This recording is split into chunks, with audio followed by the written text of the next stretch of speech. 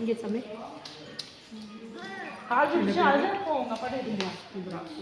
இந்திரா அப்படிங்க இது எங்கள் தங்கச்சி பேர். சரி, இந்த கயிறு நந்தி வயிற்றுக்குள்ளார போயிட்டு வந்து சிவபெருமானை தரிசனம் பண்ணதுக்கப்புறம் அந்த கயிறையும் கொண்டு உட்காந்து வலதுகை கட்டிக்கிட்டு தான் வீட்டுக்கு போகணும். சரி. இந்த தீர்த்தம் நீங்கள் கொண்டு போகும்போது உங்களுக்கு என்னென்ன பிரச்சனை வந்து சொல்லிக்கிட்டே போகணும். சரி. எல்லா பிரச்சனையும் எல்லா கஷ்டமும் இந்த குடத்துக்குள்ளே இறங்கிடும். சரி. அதுக்கப்புறம் நந்தி வயிற்றுக்குள்ளார போய் நின்று சிவபெருமானை பார்த்து அப்படியே பிரச்சனை தீர்ப்பேன்னு சொல்லி மனசில் வேண்டிக்கிட்டு அங்கே ஒரு பேசன் வச்சுருப்போம். இதில் சிந்தாமல் கொடுத்தீங்களா நீங்கள் என்னென்ன பிரச்சனை நினச்சிட்டு போனீங்களா அத்தனை பிரச்சனை குடத்து மூலிமா கீழே லிங்கத்துக்கு அபிஷேகம் நடக்கும். அதுக்கப்புறம் அபிஷேகம் பண்ணி முடிச்சதுக்கப்புறம் வெளியே வந்ததுக்கப்புறம் இந்த கயிறு இங்கேயே உட்காந்து 5 முடிச்சு போட்டு கட்டிட்டு வீட்டுக்கு போகணும். நீங்கள் என்ன நினச்சி கட்டிக்கிறீங்களோ அதை அப்படியே சிவபெருமான் நமக்கு நிறைவேற்றி கொடுப்பாங்க. கேட்டது கிடைக்கும், நினச்சது நடக்கும். நீங்கள் பிரதோஷம் நல்ல நாள் அபிஷேகம் பண்ணி மிகப்பெரிய பாக்கியம். மிக உங்களுடைய பிரச்சனைலாம் இறக்கி வச்சுட்டு வேண்டுதல் வச்சுட்டு வாங்க. சரி, உள்ளே போய் ஃபோட்டோ வீடியோ மட்டும் எடுக்க வேணாம். ஃபோட்டோ கேட்டாங்க 2 எடுத்துக்குவா.